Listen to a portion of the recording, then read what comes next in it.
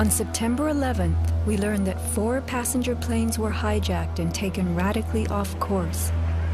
Within an hour, 2 of the planes have flown into the enormous steel towers of the World Trade Center, creating fires and eventually toppling them.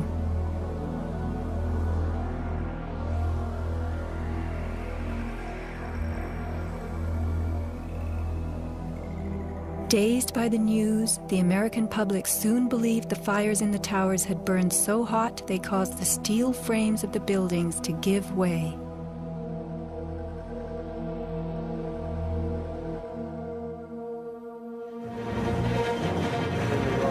A myth developed, fed by official sources through the media to a bewildered audience. So when it was attacked again, he immediately... Elements of the myth. The impact of the airplanes, gallons of burning jet fuel, steel melting, the buildings failing and suddenly imploding. In a mere 10 seconds, 110 stories hurtled earthward, pulverizing into dust. We ran through the building, it went into the... Right from the start, on the street itself, the official story was born. Come out of nowhere and just scream right into the side of the Twin Tower, exploding through the other side. And then I witnessed both towers collapse, one first and then the second, mostly due to structural failure because the fire was just too intense.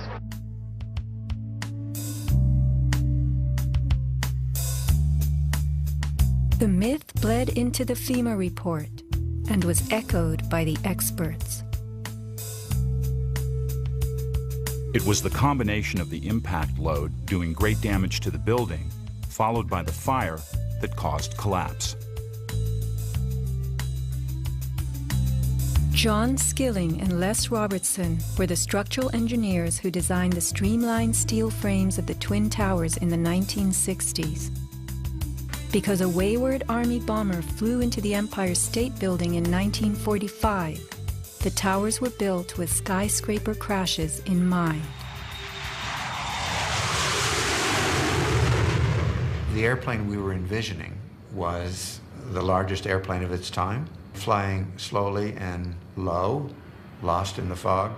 We designed the buildings to take the impact of the Boeing 707 hitting the building at any location.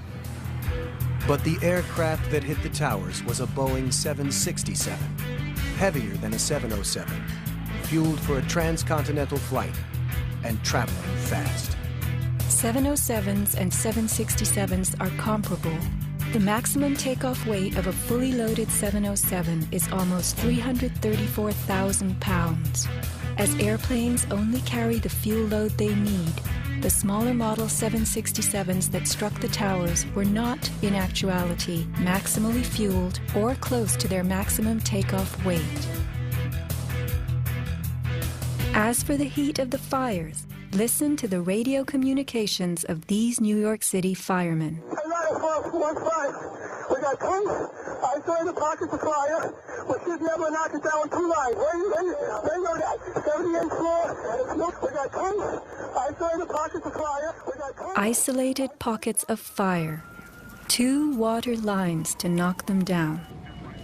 FEMA's executive summary relays that much of the fuel in the planes, jet-grade kerosene, was consumed by the initial fireballs and the following few minutes of fire.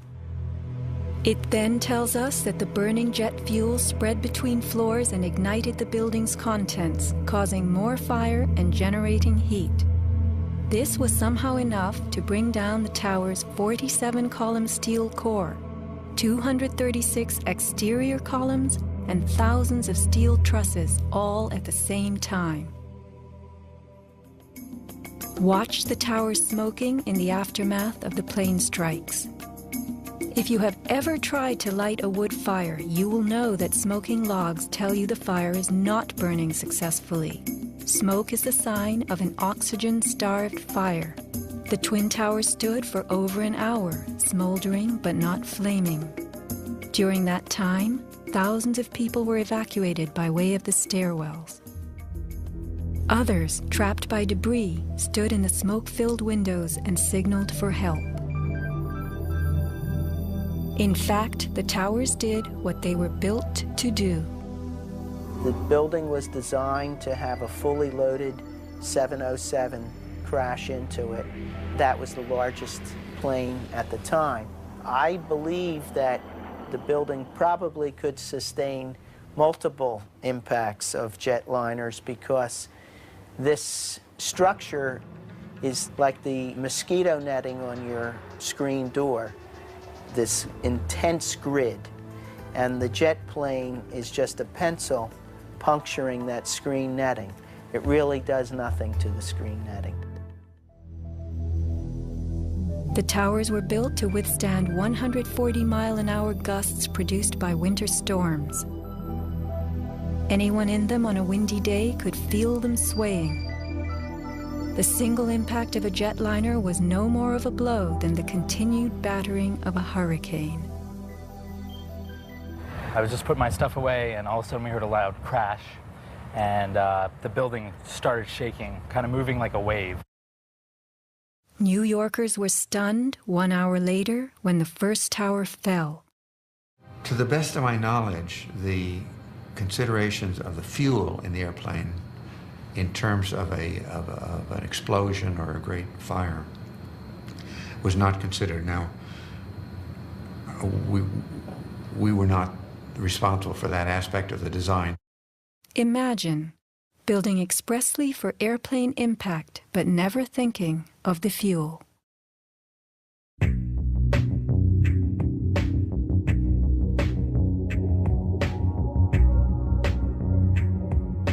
Never before in the history of the world has a steel building collapsed due to fire. I have not seen, until recently, a protected steel structure that has collapsed in a fire. True infernos have raged hot and long in steel-framed buildings, but not one of the buildings ever came down. In 1975, the World Trade Center's North Tower suffered a nighttime fire that flamed for 3 hours, spreading vertically from floor to floor. It burned twice as long as the fires of 9/11 without even a hint of a building collapse. In February 2005, the Windsor Tower in Madrid, a skyscraper undergoing reconstruction, sustained a 20-hour fire. This is what was left, a standing building strong enough to support a crane. Compare a 20-hour inferno to 90 minutes of smoke.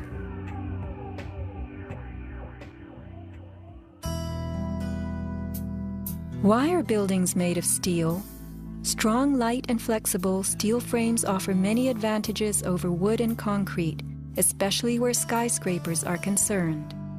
Steel makes big buildings relatively light, with tremendous load-bearing capacity.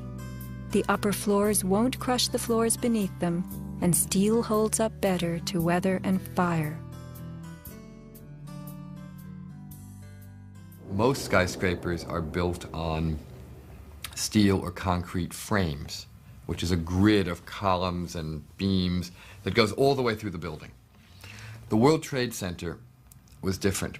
It was what engineers call a tube structure. It was a very, very strong mesh of steel that surrounded the exterior. Inside, there was the core, a rectangle of 47 columns made of 4-inch thick steel at the base, thinning with increasing height. The cores combined might with ingenuity, anchoring the towers and allowing them to flex. Look at the size of this steel. Solid, prefabricated floor assemblies, welded metal floor pans placed on top of trusses both welded and bolted to the vertical frames.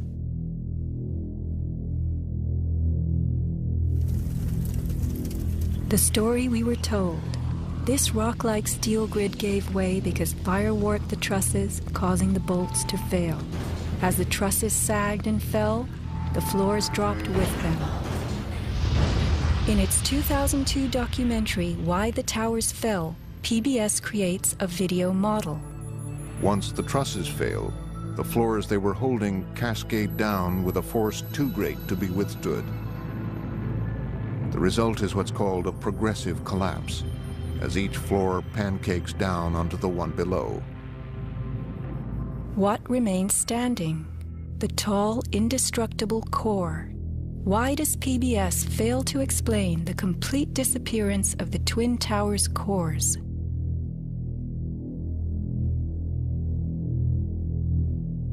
The official story's central thesis is based on heat, temperatures high enough to weaken steel. But people in the towers did not report such heat. Think about it. Neither steel, concrete, nor glass can burn. So what in those buildings could have burned to make such heat? How do these firefighters describe the collapse of the North Tower? We started running, floor by floor, instead of popping out. It was if they had detonated. Yeah, if they were planned to take down a building. Boom, boom, boom, boom, boom, boom, boom. All the way down. I was watching it and running. And others give similar descriptions. At 10:30, I tried to leave the building, but as soon as I got outside, I heard a second explosion and another rumble and more smoke and more dust. And then a fire marshal came in and said we had to leave because if there was a third explosion, this building might not last.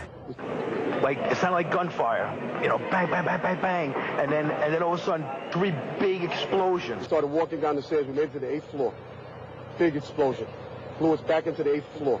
Do you know if it was an explosion or if it was a building collapse? To me, it sounded like an explosion, but it was a huge explosion.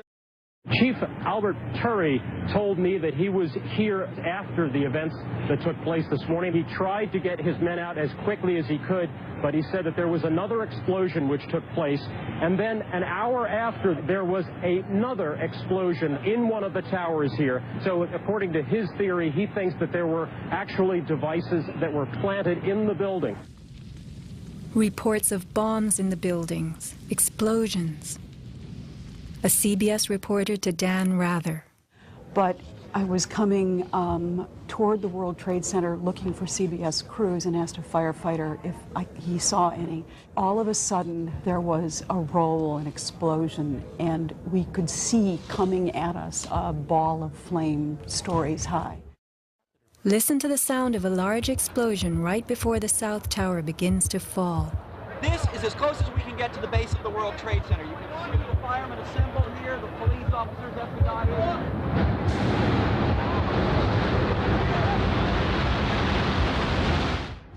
Sound reaches us after what we see.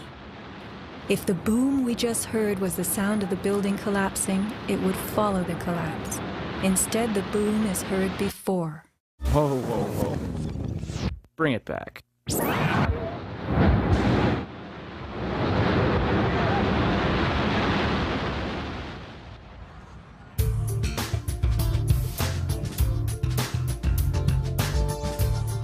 Let's consider the characteristics of steel. Steel is an alloy of iron containing added carbon for flexibility, workability, and strength. In the days of old, blacksmiths heated iron till it was red and pounded it for hours to form it. Horseshoes, knife blades, and plowshares were typical creations. Steel was introduced in the mid-1800s, and by the end of the century, with the advent of the blast furnace, found widespread commercial use. A blast furnace is known as a controlled environment. High temperatures are reached as oxygen is pumped into a closed space. How and when does steel melt? Steel melts at temperatures of 2,750 degrees Fahrenheit and above, attained only in a blast furnace or when a powerful incendiary such as thermite is used. Steel or any substance that is burned will never become hotter than the temperature of the fire or heat applied to it. An open-air hydrocarbon fire reaches a maximal temperature of some 1,200 degrees Fahrenheit in a dirty or uncontrolled burn, characterized by red-orange flames. Red-orange flames are what we saw on September 11th. Even the fireball caused by the plane strike was red-orange.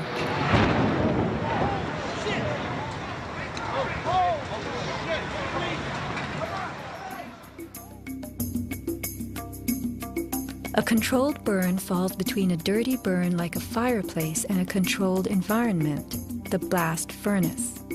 A controlled burn employs a regulated mix of air and fuel, an example being your gas stove or the engine in your car. You can fire up your gas stove all day long, making soup, roasting a duck, or simmering a stew. Made of steel, your stove will not melt, and nor will your pots and pans. This is a kerosene heater designed for use in any ordinary house. The heater runs on jet-grade kerosene contained in this tank. Made of steel, the heater can operate all night and all day. The kerosene fumes ignite and burn inside it, never causing even the smallest part of this heater to weaken or melt.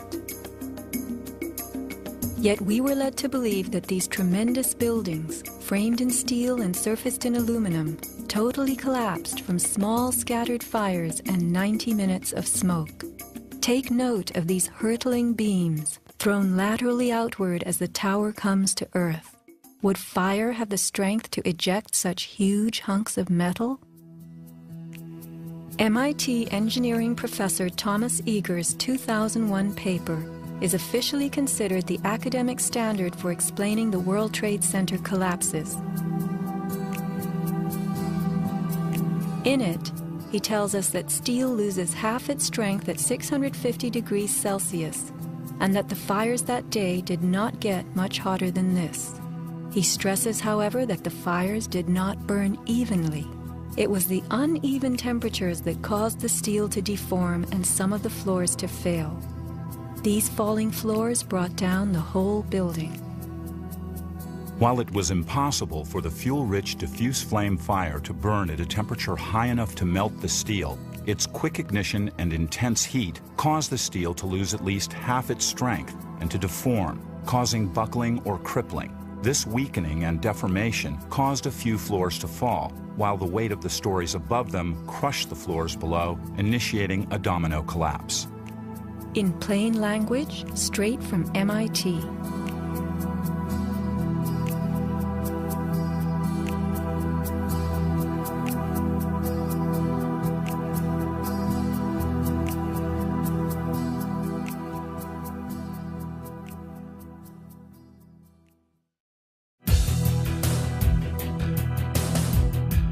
What do falling buildings look like? What do demolitions look like?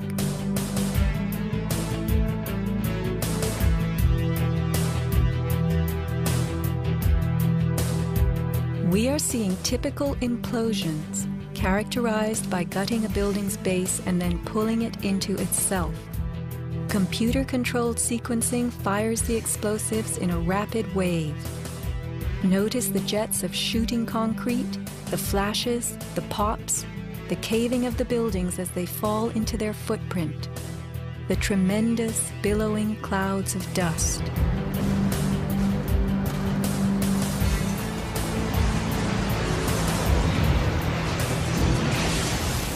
Now let's look at the collapse of the Twin Towers.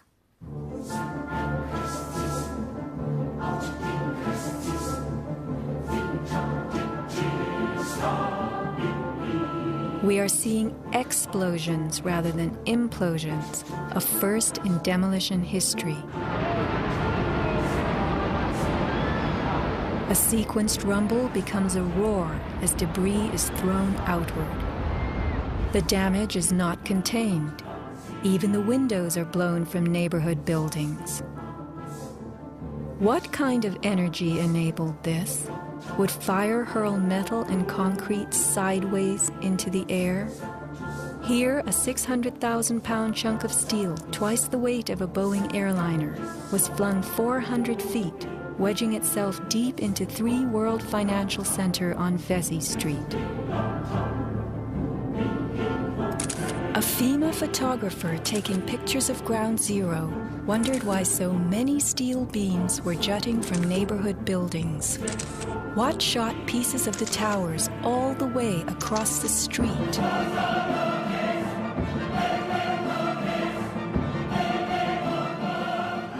In April 2006, New Yorkers were distressed to learn that bone fragments, human remains from 9/11, had been found on the roof of the nearby Deutsche Bank building. And how, in God's name, did those fragments get there? It surprised me that there was still bone fragments or human remains that had not been discovered. How is it possible that after 5 years they're finally looking on the rooftops of the Deutsche building? I mean, that's crazy. And bone fragments less than a centimeter long. How could they be so small? So much to be explained. Why did the South Tower fall first when it was the second tower to be hit? Watch the top of Tower 2 leaning outward, about to topple. Then, suddenly, it disintegrates in midair. What causes this giant slab of steel and concrete to turn into dust before our eyes?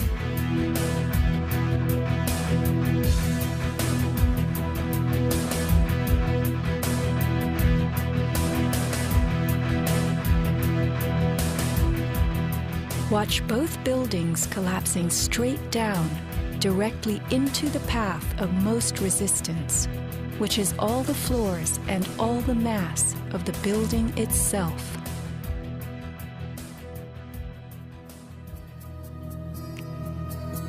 The World Trade Center towers came down in approximately 10 seconds. Seismic data from Columbia University puts the North Tower collapse at about 8 seconds and the South Tower at approximately 10. Lynn Simpson, a survivor from the 89th floor of the North Tower, describes the site. And I saw the Trade Center literally collapse in upon itself, floor by floor by floor, and it took seconds for it to happen. It was a massive building, and it just pancaked. 10 seconds. These are 110-story buildings coming to Earth at free fall speed, the rate at which an object drops through air. The lower floors would need to give way completely as the floors above them fell. Can a person walk through a closed door as quickly and smoothly as one that is open? A 10-second collapse means the upper floors encountered no resistance from the undamaged floors beneath them. Watch the demolition wave rushing straight down.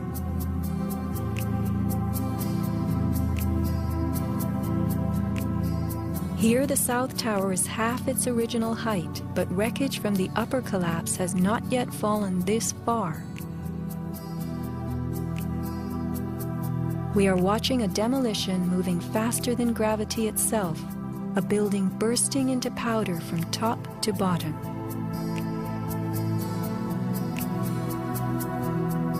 Here, the core of the North Tower finally gives up. 700 remaining feet of giant steel columns, among the strongest ever erected. What force acts upon the core to make it all of a sudden disappear? Eric Hufschmidt, author of the book Painful Questions, is a metal-cutting software engineer. The floors of the World Trade Center towers were on three-dimensional mesh of steel beams. You have to keep in mind now the floor is about an acre in size. There are thousands of joints all over it. In order for the floor to fall down, thousands of joints would have to break simultaneously. And then if you look at the speed at which this came down, less than 10 seconds, you blink your eye and thousands of joints just pop somehow. The only way you can explain that is with explosives. They had to have had explosives placed all over the floors at the primary joints. And then that would explain how all of the joints broke at such a rapid rate. The debris was crashing from one floor to the next. Debris cannot crash through steel and concrete floors as fast as it falls through the air, and there was no slowing. Explosives had to be breaking the joints ahead of the falling rubble, which is why the top half starts off collapsing slowly and then it starts picking up speed. This is a pancake collapse. Why don't we see piles of floors at ground zero?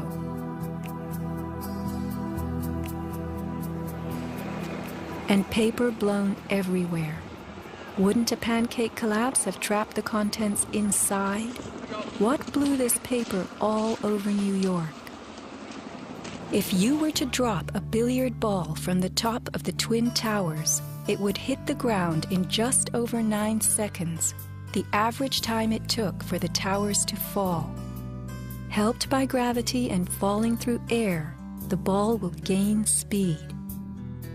The calculation for a pure pancake collapse of 110 stories, with each floor pulverizing to get out of the way, is 96 seconds.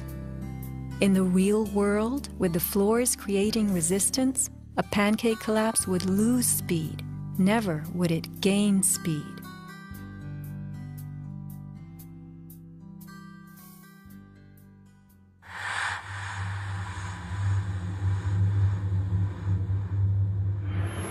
The airplane struck the towers high above the ground.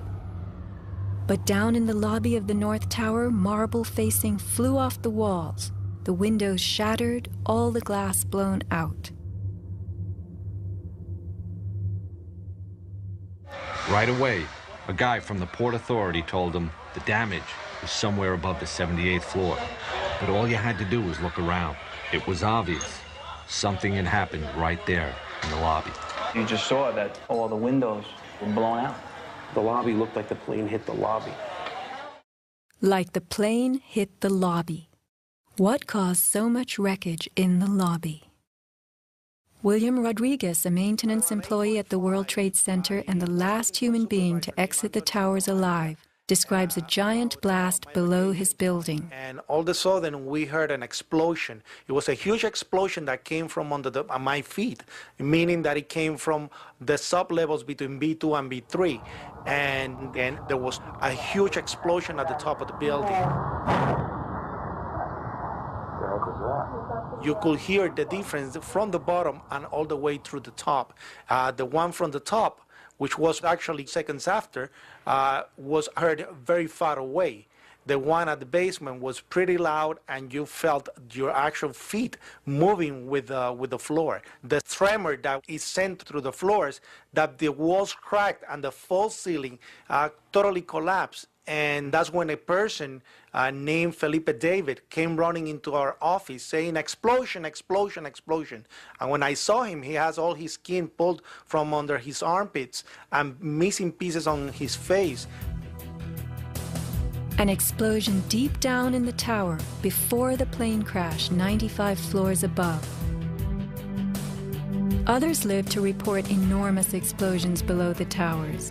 Construction worker Philip Morelli was in North Tower's sub-basement 4 at the time of the first plane strike. I go downstairs, the foreman tells me to go to remove the containers. As I'm walking by the main freight car of the building in the corridor, that's when I got blown.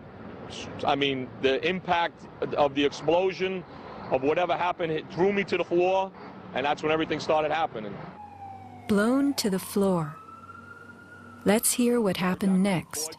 I was racing, I was going towards the bathroom. All of a sudden, I opened the door, I didn't know it was a bathroom, and all of a sudden a big impact happened again. And all the ceiling tile was falling down, the light fixtures were falling, swinging out of the ceiling. And I come running out the door, and everything, the walls were down, and now I started running towards the parking lots. There was a lot of smoke down there, there was a lot of people screaming. People came with us running up the ramps. Philip then ran underground to the South Tower. You know, you got to go clear across the whole from 1 to 2 World Trade Center. You know what I mean? That's the way you got to run. And then all of a sudden it happened all over again. Something else hit us to the floor. Right in the basement, you felt it. Walls were caving in, everything that was going on. I mean, I know of people that got killed in the basement. I know of people that got broken legs in the basement. People that got reconstructive surgery because the walls hit them in the face. Engineer Mike Pecoraro in the 6th sub-basement found the parking garage and machine shop reduced to rubble.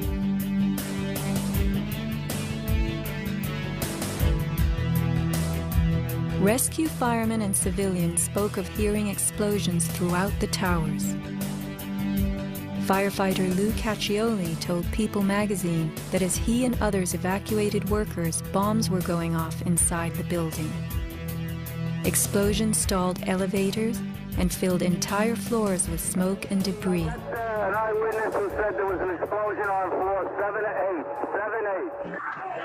To dispatch, we've just had another explosion. Warren Street because of the secondary explosion. We've got numerous people covered with dust from the secondary explosion. And we got another explosion on the tower, 1013. 1013, Tower 2 has had a major explosion and what appears to be a complete collapse surrounding the entire area. Who's involved in the secondary explosion?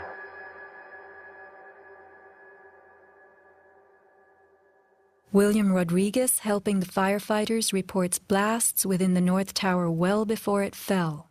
As I went up, I remember listening to small explosions on the upper floors, and these small explosions were not coming from the area of the impact. It was coming from lower floors. And when the second plane hit the South Tower, we heard boom.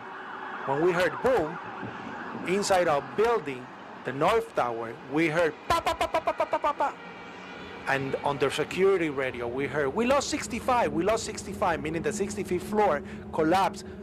And as we went down the stairwells, you could hear the actual collapsing inside the buildings. You heard rumble, you heard the cracking of the walls, I mean, pieces falling right next to us of the actual building.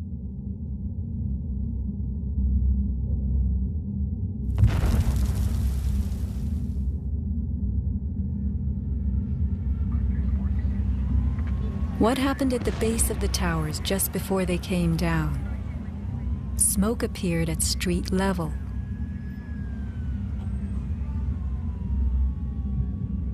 This video was shot from New Jersey. An explosion is heard as white smoke rises at the base of the building. Now people are gathering in large groups. In fact, at one corner, smoke was coming from the city. Folks stepping out of bodegas.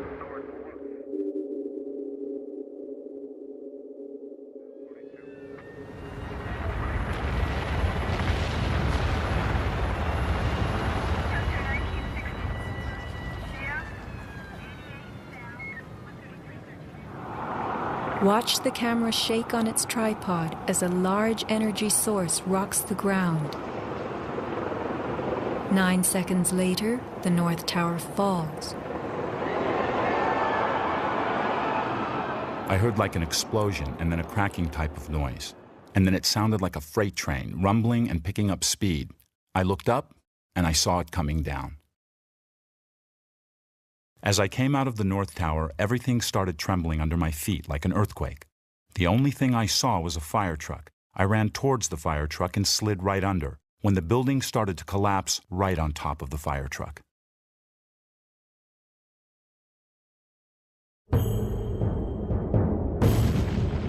Across the Hudson River, Richard Siegel was filming an astonishing day. The sound meter of Richard's camera caught something very significant. Adjusted for the distance involved, as sound travels more slowly than what we see, the camera registered multiple explosions in the towers. Here is the South Tower record. Then the building fell.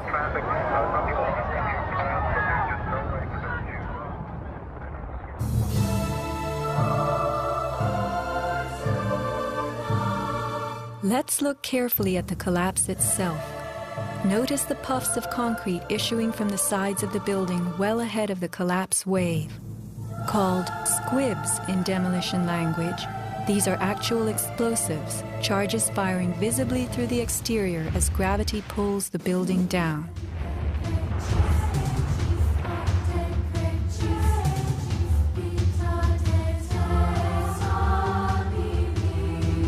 Here are more.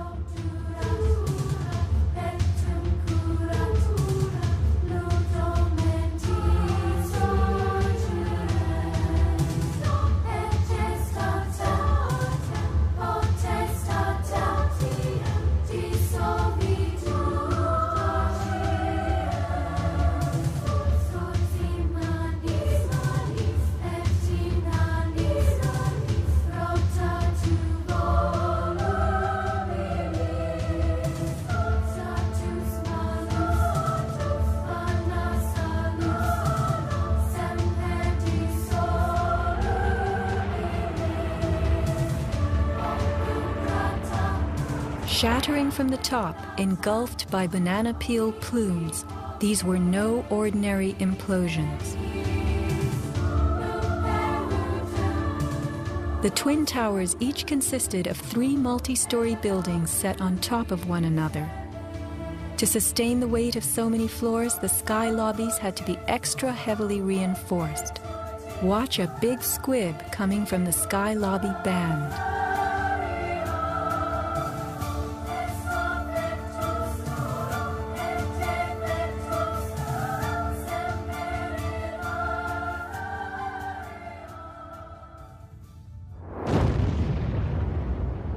A powerful blast produces what is called a shock wave.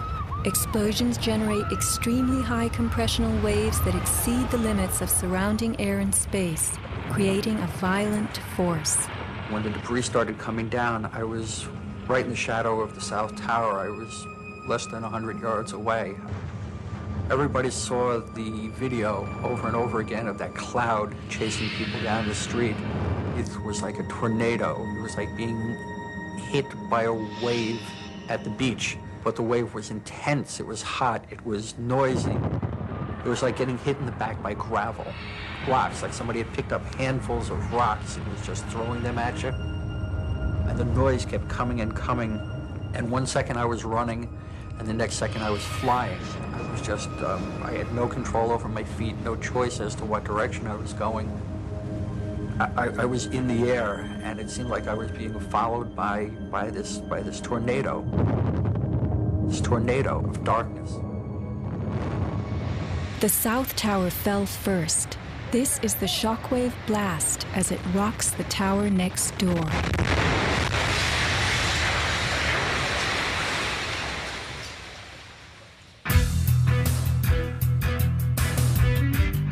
As the buildings fell, they darkened Manhattan, filling the air with billowing clouds of dust and ash.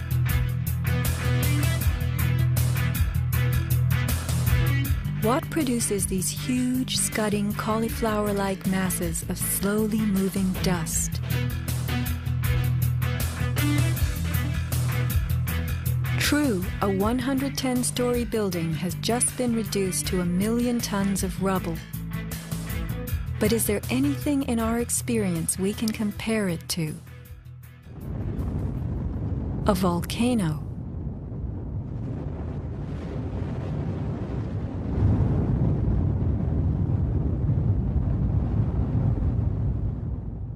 The U.S. Geological Survey website provides us with a definition of a pyroclastic flow as a ground-hugging avalanche of hot gas and debris.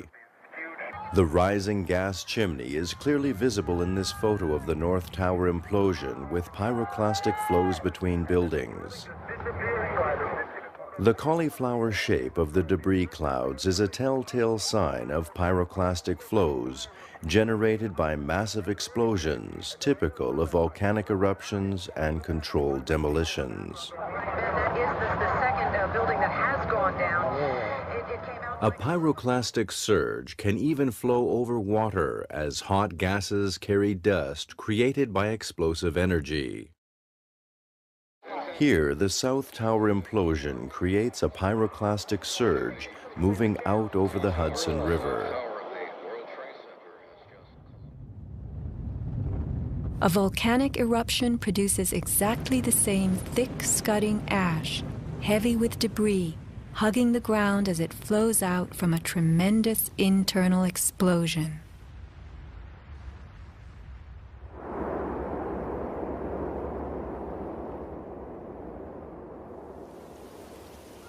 On the southern tip of Manhattan, surrounded by water, huge retaining walls were built below the World Trade Center to hold back the ocean and Hudson River.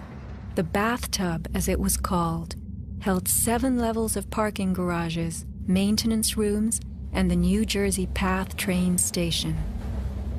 After September 11th, the 3-foot-thick slurry walls were found to have shifted up to 18 inches inward.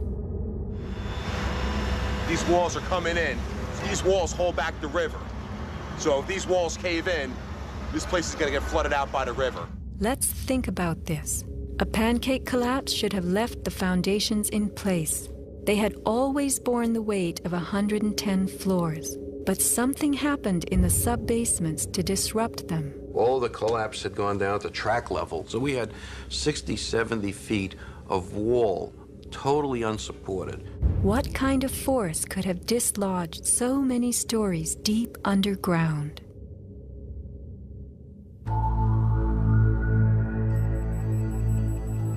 The pile itself seemed to have a life of its own.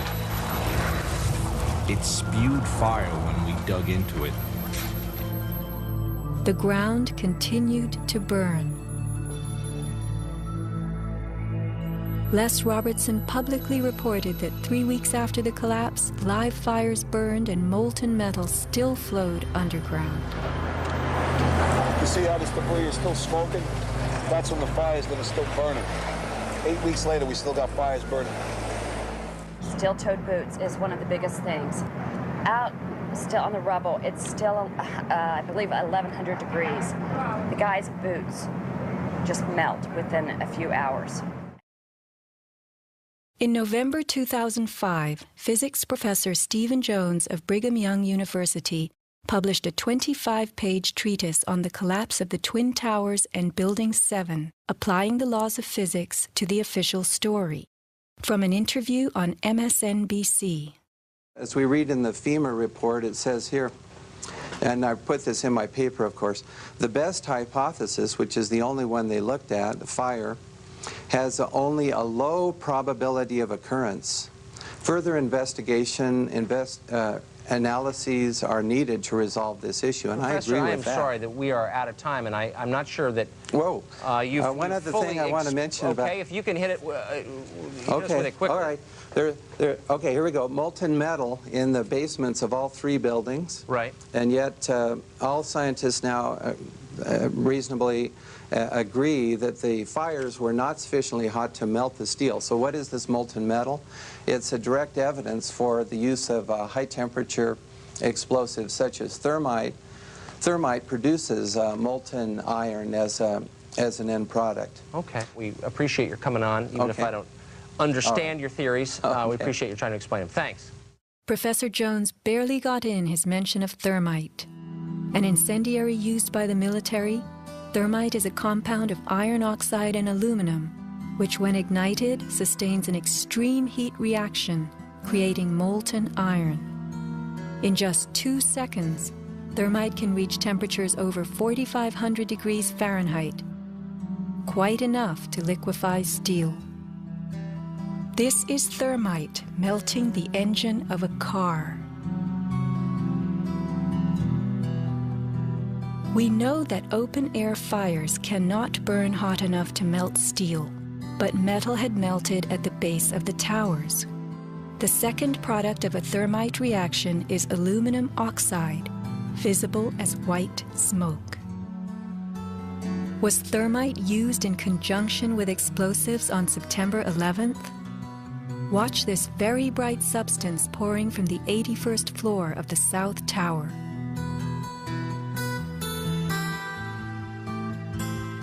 And white smoke appeared at the base of the building. Would this be aluminum oxide, the byproduct of a thermite reaction?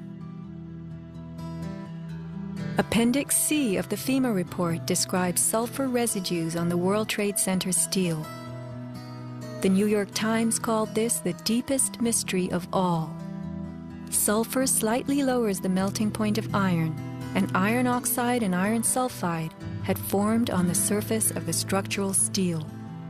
Sulfur used with thermite is called thermate, producing even faster results.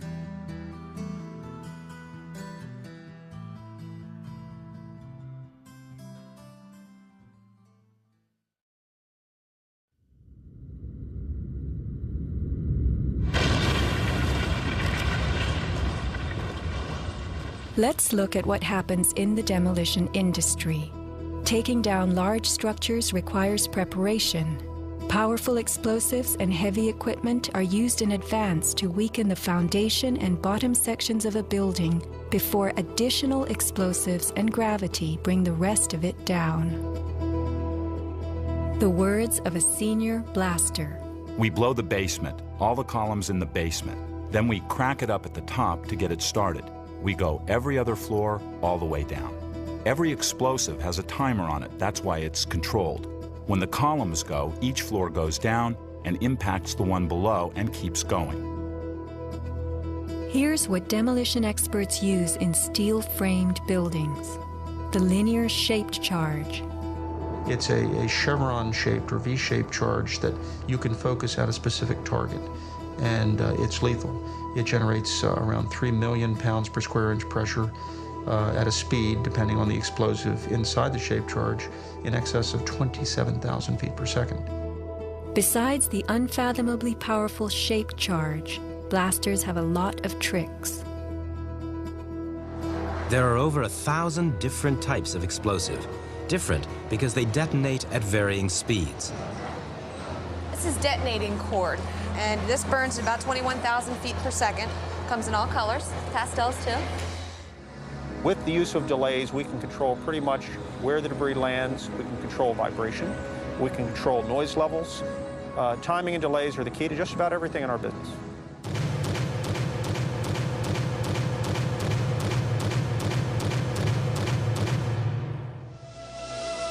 And what is the result? The thing that pleases me is the fragmentation and the control. One to take a building and break it up into millions of pieces and put it in this basement as artfully as we do it, and it works just like clockwork. So we've got it all down to a science. It gives me goosebumps to talk about it.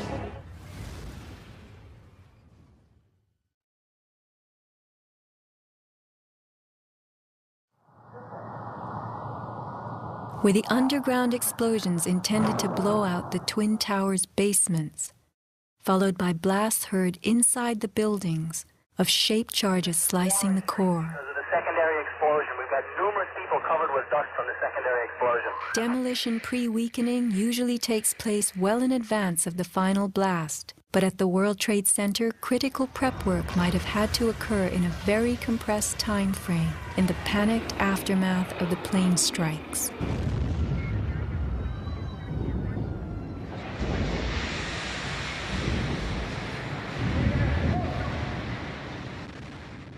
These core columns were discovered after the collapse.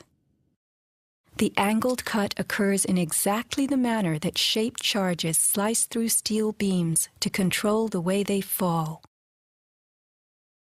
Notice the hardened, once liquid metal. Was thermite used with the shaped charge? The job of the shaped charge is to cut steel H-beams. The way we do this is by cutting the beam at an angle, which through a series of beams cut at the same angle will tend to make the building shift over and walk. Let's look at the rubble of two 110-story buildings brought to the ground. In a 7-story crater lie nearly 2 million tons of debris. Had the basements not been blown out, where would 2 million tons have gone?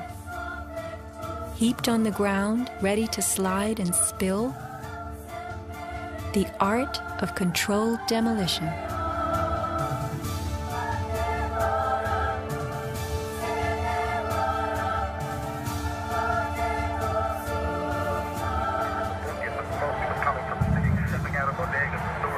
Remember the pre-collapse and mid-collapse explosions caught by Richard Siegel's camera on the Jersey Shore? Were these the blasts that took out the core and upper basements just before the final crumble, a mind-boggling sequence of computer-controlled delays that blew the exoskeleton, pulverized the concrete, to bring the whole structure rolling to the ground?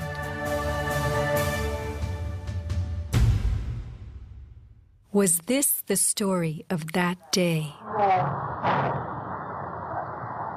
Inside our building, the North Tower, we heard pa pa pa pa pa pa pa pa pa.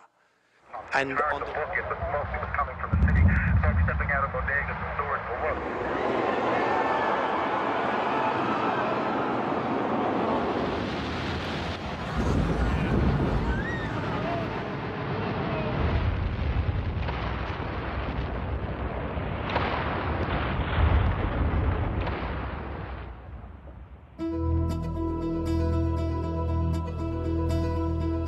Some people appear to have known the imminent future on that fateful day.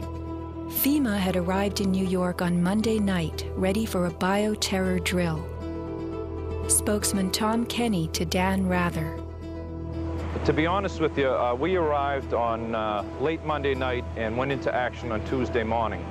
And not until today did we get a full opportunity to work the entire site other than the spot at Church and Day to which we were deployed.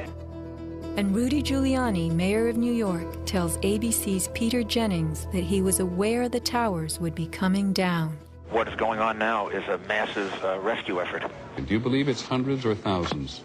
I really don't. I really don't want to say right now, Peter. I think it's going to be a horrible number. I saw people jumping out of the World Trade Center. I saw some of the firefighters who I know going into the building. And we were in a building in which we were trapped for about 10-15 minutes. And we set up headquarters at 75 Barclay Street, which was right there with the police commissioner, the fire commissioner, the head of emergency management. And we were operating out of there when we were told that the World Trade Center was going to collapse. The World Trade Center was going to collapse. It was going to collapse. It was going to collapse. Similarly, Larry Silverstein, new leaseholder of the World Trade Center, regretfully declared that a decision was made to pull Building 7 by the end of the day, the last structure added to the World Trade Center complex. Let's hear Mr. Silverstein's actual words, delivered for our benefit in the 2002 PBS documentary America Rebuilds. I remember getting a call from the fire department commander telling me that they were not sure they were going to be able to contain the fire. And I said, you know, we've had such terrible loss of life. Maybe the smartest thing to do is pull it. And they made that decision to pull, and then we watched the building collapse.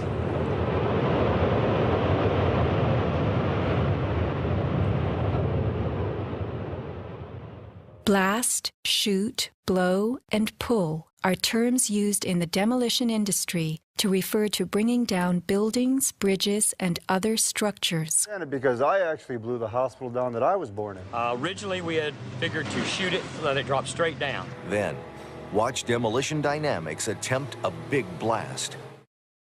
And from Ground Zero's own post-disaster wrecking crew. By mid-December, the Department of Design and Construction had leveled World Trade Center buildings 4 and 5. Hello?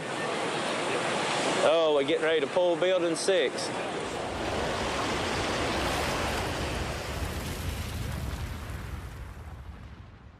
Silverstein, a commercial real estate tycoon with international political connections, acquired a 99-year lease on the World Trade Center complex in the spring of 2001. Throughout the summer, he reworked the insurance policies on his new property, making sure that it was covered for acts of terrorism. Explicit in the lease agreement was Silverstein's right to rebuild the complex if it were destroyed. After 9/11, Mr. Silverstein fought his insurers in court to obtain double his policy limits for the destruction of his property, maintaining that the double hijacking constituted 2 disasters caused by terrorists, not just one. He won and was awarded over $7 billion, a magnificent return on his original $15 million investment. My first reaction is to think about the families of those people, the tragedy, the magnitude of it. However, I firmly believe that we should rebuild.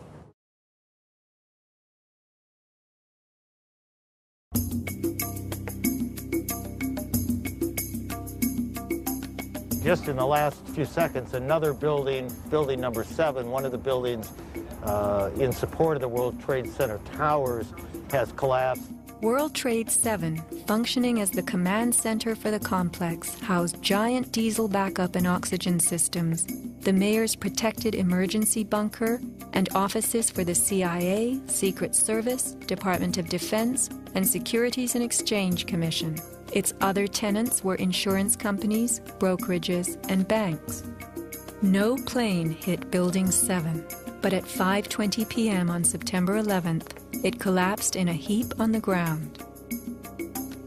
Some damage to Building 7 is said to have been caused by debris from Tower 1. Though this New York Times article tells us Building 7 burned like a giant torch, the only visuals that exist are of unidentified smoke and a few small fires. Compare this to the wallops sustained by World Trade Center 3, 4, 5, and 6. Positioned right below the towers, damage to the surrounding World Trade Center buildings was infinitely worse.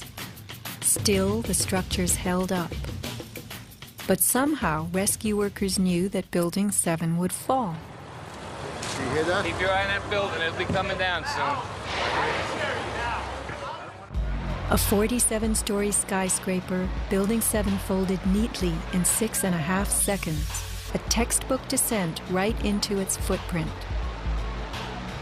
Silverstein Properties now tells us that its owner was referring to the team of firefighters inside the building when he spoke of the decision to pulling the firemen out of harm's way. However, there were no firefighters in Building 7, according to FEMA, NIST, and Fire Chief Frank Fellini. They were ordered out at 11:30 that morning. 6 hours later, the building came down. You know, we heard this sound that sounded like a clap of thunder. Turned around, it looked like there was a shock wave ripping through the building, and the windows all busted out. And it was horrifying. About a second later, the bottom floor caves out, and the building followed after that. Radio host Alex Jones notes the mark of a classic implosion. This is a photo taken 1 second into Building 7's collapse. Notice the crimp. If we look at other controlled demolitions, we see that they first blow one of the central columns so the building falls in on itself. If you don't do this, the building falls outward and can damage surrounding structures. Building 7 had a classic crimp or wedge. Its central column was blown out first, so it didn't structurally damage buildings just a few feet away from it. Remember the mayor's emergency bunker? Ensconced on the 23rd floor of Building 7, it was retrofitted with superglass, water, oxygen, and its own generator. But Mayor Giuliani chose to find emergency shelter elsewhere on September 11th. Why Building 7? Even the media and its experts were confused.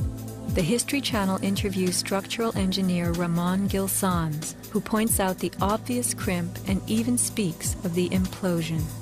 Engineers are not just focusing on the Twin Towers.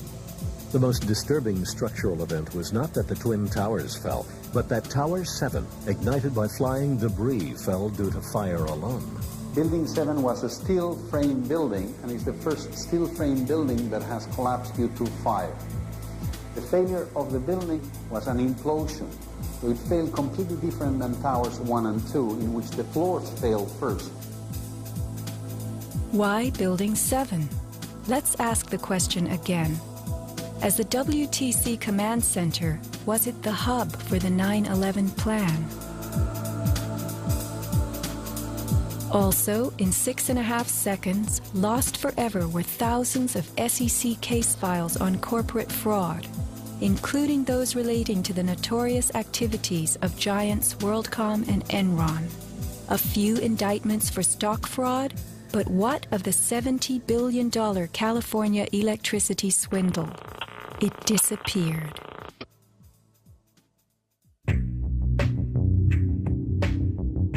No one died in the collapse of Building 7.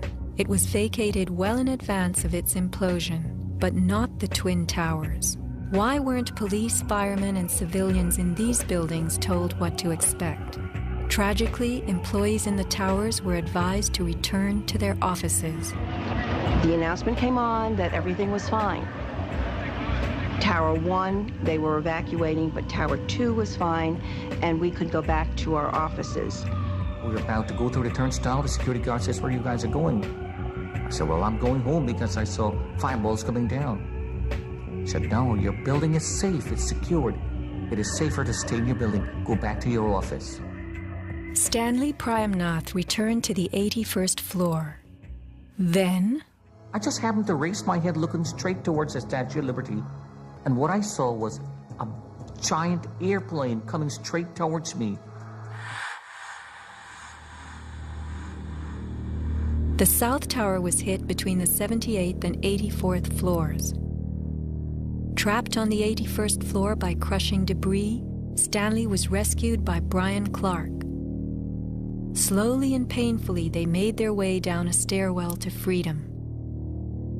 Outside, Stanley had a feeling of uncanny prescience for what was to come. And we peered through the railing, up through the trees at the tower, and Stanley said, "You know, I think that tower could come down." And I don't know why I'm telling this man this building is going. But I knew it was not over. I said, "There's no way. That's a steel structure. That's just draperies and carpets and furniture burning. You know, there's no way." And I didn't finish my sentence when the tower started to slide. And I can still remember hearing, first of all, this boom, boom, boom explosions.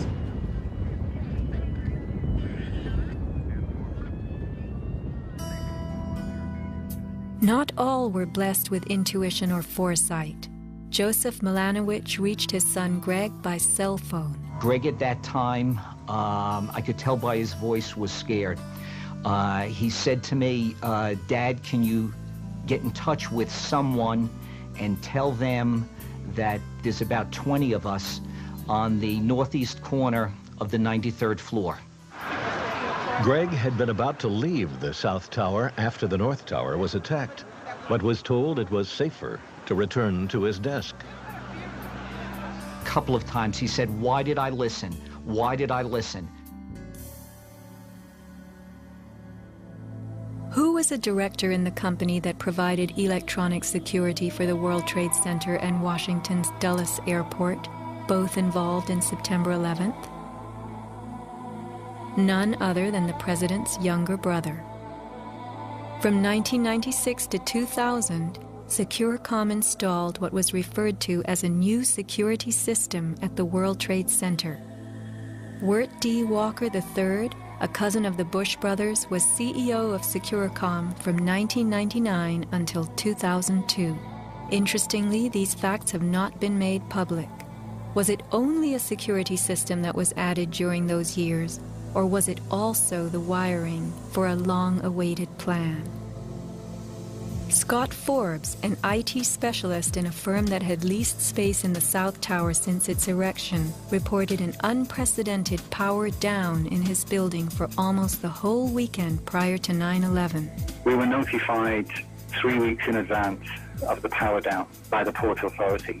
That was relatively short notice to plan to shut down all of our banking systems. It was a big deal. It was unprecedented. We had a data center on the 97th floor, so our originating servers were all there. During that weekend, the power down meant that there was no security. The doors were all open, basically. And also the security video cameras were all off. But there were guys in overalls carrying huge toolboxes and reels of cables walking around the building on that weekend. Employees were notified that internet cables were being upgraded. But who were the strange workmen, and what were they really doing? All the power was shut down. If there was a power down, that meant that everything was gone in terms of security, in terms of access to the building. So anybody could have gone there and do any kind of setup. Having worked overtime to get his company's servers back up, Scott took the day off on September 11th. As he watched the towers collapse from New Jersey that morning, he was sure this had been the purpose of the mysterious weekend work. Scott notified many authorities, including the 9/11 Commission, about the unusual and lengthy power outage, but was ignored. Ben Fountain of Fireman's Fund spoke of unusual evacuations ordered at the Twin Towers during the weeks before September 11th. Others reported that the security alert was inexplicably lifted 5 days prior and bomb-sniffing dogs were removed. What would the dogs have discovered had they remained on duty?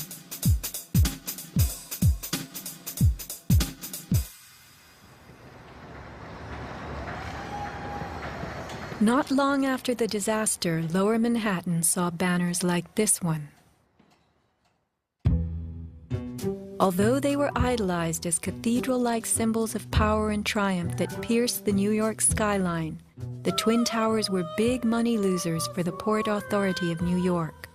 They cost millions a year to equip with the basics: electricity, water, heat, air conditioning, sewage, and even oxygen, being airtight.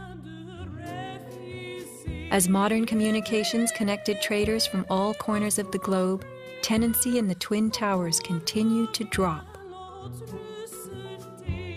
The towers presented another problem. Decades ago, their steel beams had been sprayed with fireproof asbestos, a cancer-causing material banned from use in building in the mid-1980s. Although the World Trade Center complex was given several waivers, it was expected to clean up its act.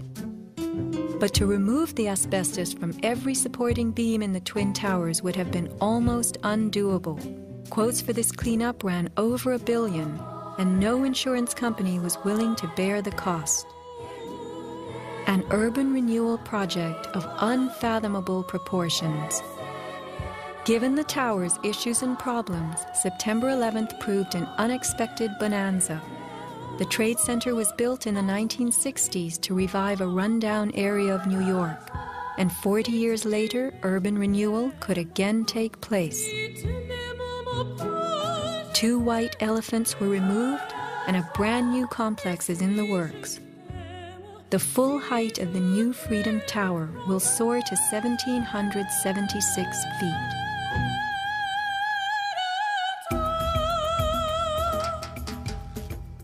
The suffocating dust that engulfed Manhattan was much more than dust. It was pulverized concrete, glass, metals, containing lead, mercury, dioxins, benzene, and of course, asbestos. None of that was healthy for any living thing. Today, thousands of rescue workers have developed lung cancer and serious permanent health conditions. And the rescue dogs continue to die. What you had was a ground-level municipal incinerator that smoldered for months, burning up the most heavily computerized building in the world.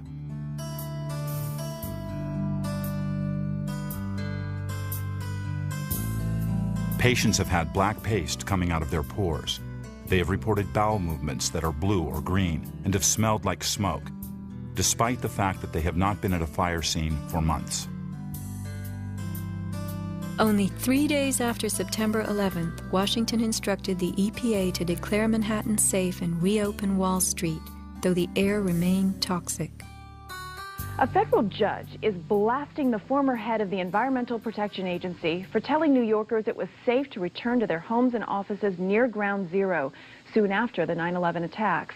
The judge called Christine Todd Whitman's actions, quote, conscience shocking, and refused to grant her immunity. It was documented that the White House ordered EPA to tell these lies, to downplay the seriousness of the environmental hazards. In addition, 9/11 first responders who have fallen ill and applied for aid have been denied.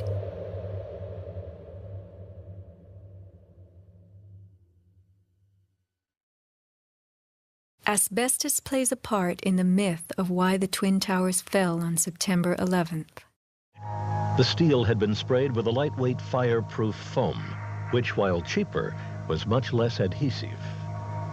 The New York Times has reported that the foam fell off easily, and the Port Authority had been fixing and replacing missing sections in the months before September 11th. But even if the fireproofing had been perfectly applied, the impact of the plane crashing into the North Tower was so powerful, it simply blew most of it off, allowing the fire to attack the steel beneath. Once the planes hit, whatever condition it was in before the fact, made no difference because an impact would knock it off and the fire would have devastating effects on the steel. One good smack from a jet plane and the puffs of asbestos are all blown off the steel. Would a few hundred doors slamming do the same thing? Here, the History Channel tells us how, due to poor fireproofing, flames swept through the pockets between floors. As much of the fireproofing had been dislodged on impact, the flames were attacking unprotected steel. When steel is not protected, the strength reduces very fast. When you get to about 1100 degrees Fahrenheit, you lose about half the strength of the steel. The fire inside the towers may have reached temperatures of 2,500 degrees Fahrenheit. The New York Times has reported what happened to those steel floor trusses then. The steel did heat up, and it became softer and softer, almost like licorice. And eventually, all the steel had been weakened in this zone. 40 years ago, the steel used to build the World Trade Center was certified by Underwriters Laboratories, a global product compliance and public safety guardian. Let's hear a lone voice that spoke out from this enormous company. My name is Kevin Ryan, and I'm formerly a manager at Underwriters Laboratories. I was fired from my job 5 days after sending a letter to a government scientist at the NIST, questioning the report that the NIST had recently released in October of 2004. I wrote this letter because I had serious questions about what I saw in the report.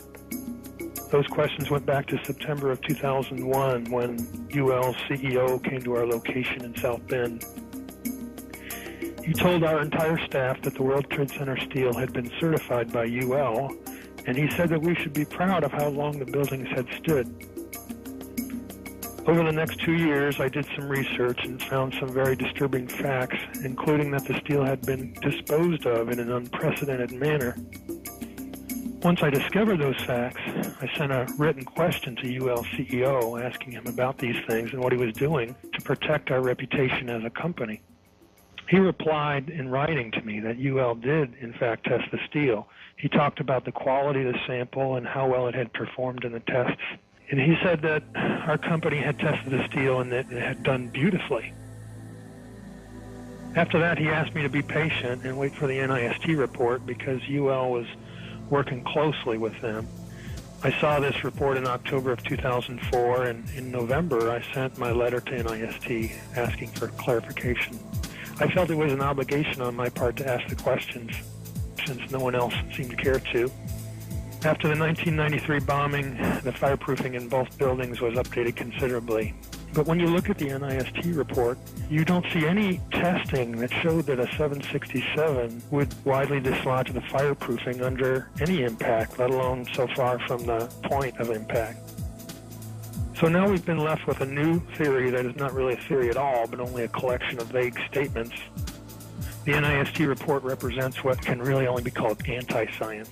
They started with their conclusions and worked their way back to some leading hypotheses.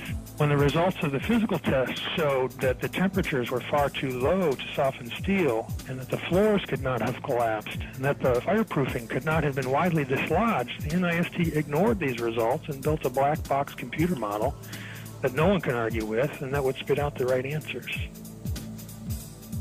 Today, anyone who's conscious enough to know what's happening in the world knows that most government policy is being driven by this false story. Crack down and punish the perpetrators of this attack. This is being seen on Capitol Hill as another Pearl Harbor, as another Pearl Harbor, as another Pearl Harbor. The steel in dragon-like lengths and contortions spoke for itself. Bent, deformed, without cracks. I found it hard to believe that it actually bent because of the size of it and how there's no cracks in the iron. It bent without almost a single crack in it. It takes thousands of degrees to bend steel like this. Typically you'd have buckling and tearing on the tension side, but there's no buckling at all. There's no buckling at all. Here is the meteorite, molten iron fused with concrete. And architects, engineers, people who work with steel, welders have just never seen the level of destruction and the level of deformation of this material in our lives. It is true that heat expands steel. In a fire, steel members may swell and bend slightly. But this, how could these huge tangles have been created? The steel below the towers had melted at many thousands of degrees. Since metal conducts heat, were these twisted remains formed by high temperatures wicking their way through a gridwork of steel?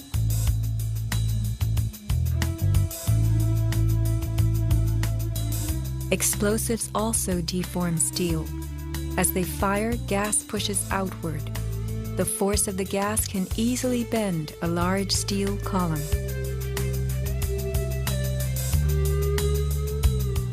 Two kinds of debris, huge shattered columns that could break a truck, combined with matter that was near pulverized. You have two 110-story office buildings. You don't find a desk. You don't find a chair. You don't find a telephone, a computer. The biggest piece of a telephone I found was half of the keypad, and it was about this big. In 1886, 4 gold miners lost their lives in an underground explosion. The bodies of these 4 men were brought to the surface in one barrel. The biggest piece recovered was part of a foot. September 11th left over 1,100 bodies unaccounted for. At Ground Zero, this was found inside a length of steel. And before they sealed this up with the sheetrock and all the building materials on the interior face, the workers would sometimes put beer cans, and the newspaper that we found, the New York Times paper, we found in a similar spot to this.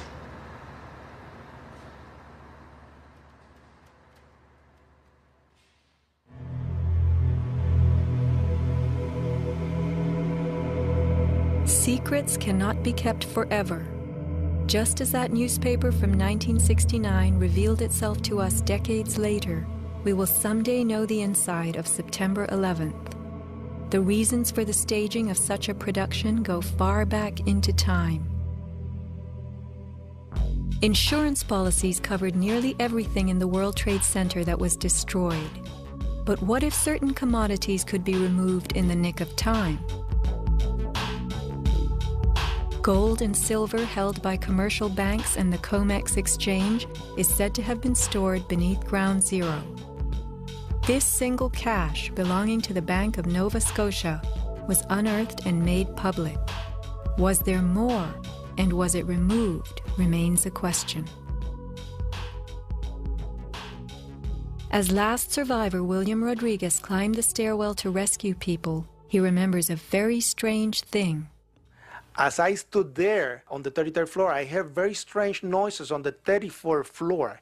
Now, the 34th floor was an empty floor, a floor that did not have any kind of walls, or it was a construction floor. It was totally hollowed out.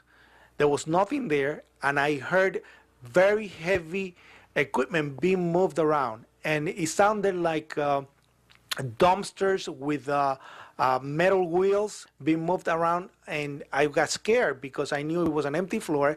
Nobody was supposed to be there. As a matter of fact, not even the elevators stopped there. You have to have a special access key to open the door on the 34th floor. So to find that there were strange noises there, and I continue actually bypassing that floor because I didn't dare to open the door on the 34th floor. Something told William Rodriguez not to mess with the 34th floor. I got scared. Yet William Rodriguez was not a man who was scared that day. He remained in a burning building against firemen's orders, endangering his own life as he saved the lives of others. What could have been happening on the 34th floor? For weeks, Scott Forbes had heard similar noises on the 98th floor above him. It must have been at least 4 to 6 weeks before 9/11. It was like rebuilding work going on upstairs. The tenants, the people from Aon who had been were moved somewhere else. The offices were just vacant.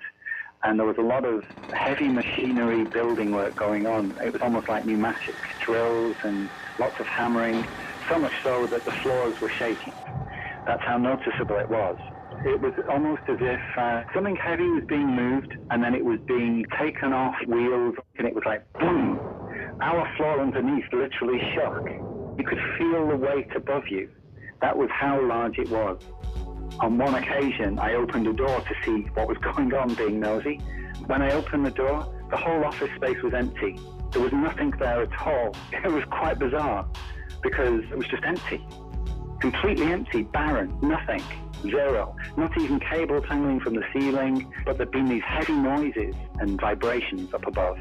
It was really strange. And the noticeable dust in the building the week before. It was probably the week leading up to 9/11. Every morning I'd come in around 7 a.m. and the dust was incredible. It was filthy. It was like the cleaners weren't cleaning.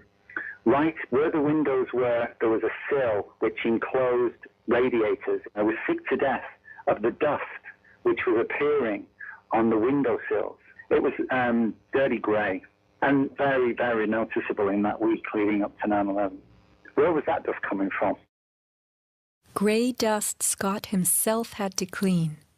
Was it powdered cement?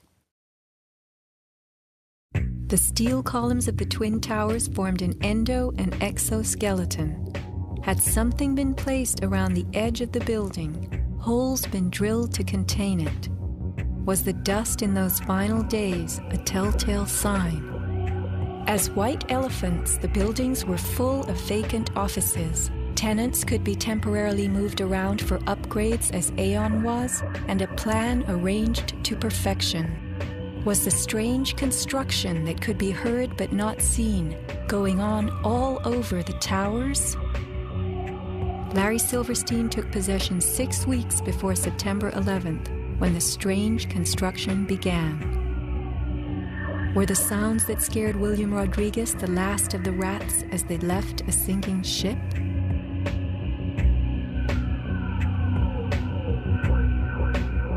By taking a day off, Scott Forbes saved his life. This woman was not so fortunate.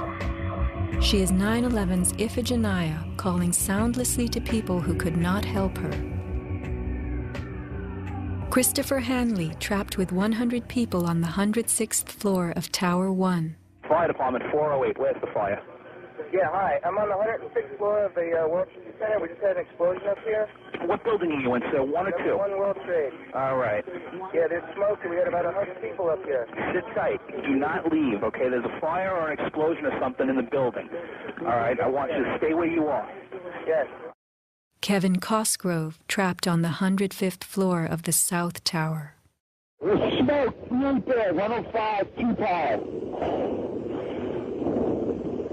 It's really there. It's black. It's iron. My wife thinks I'm all right. I called her and said I was leaving the building. I was fine, and bang. It's 3 of us, 2 broken windows. Oh, God!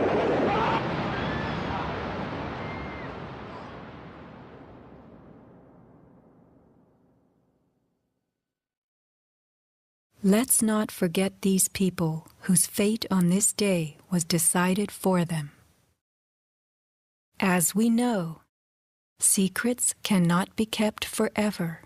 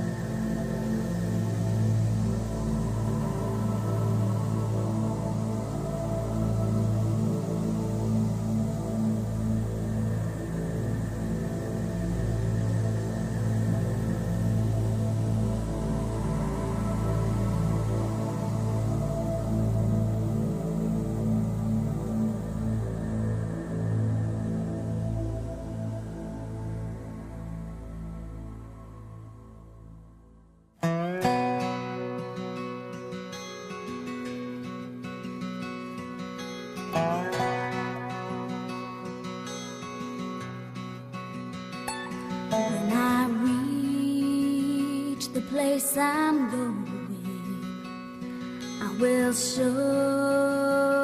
know my way, and I will turn and look inside me, and bid farewell to one more day. Every light begins with darkness. Every flower's once a seed, and with the sun and wind to taste us, we are bound to be released.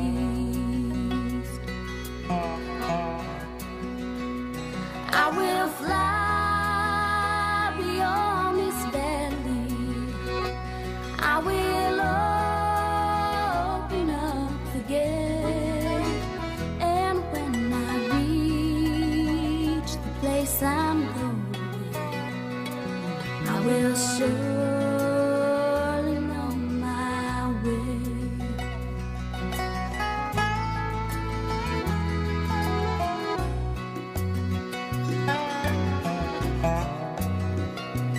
We have hands to hold our sorrow.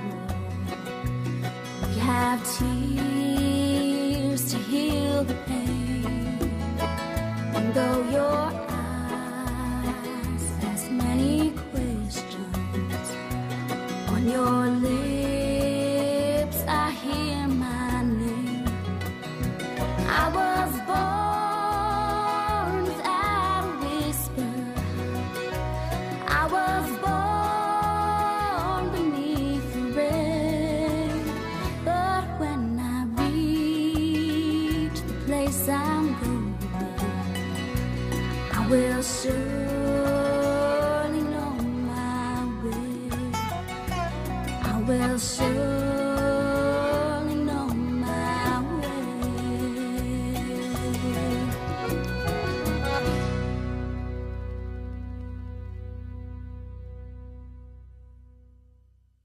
So are you tired of editing? Me? Yes. No. Are you filming me? You are, huh? Mm-hmm.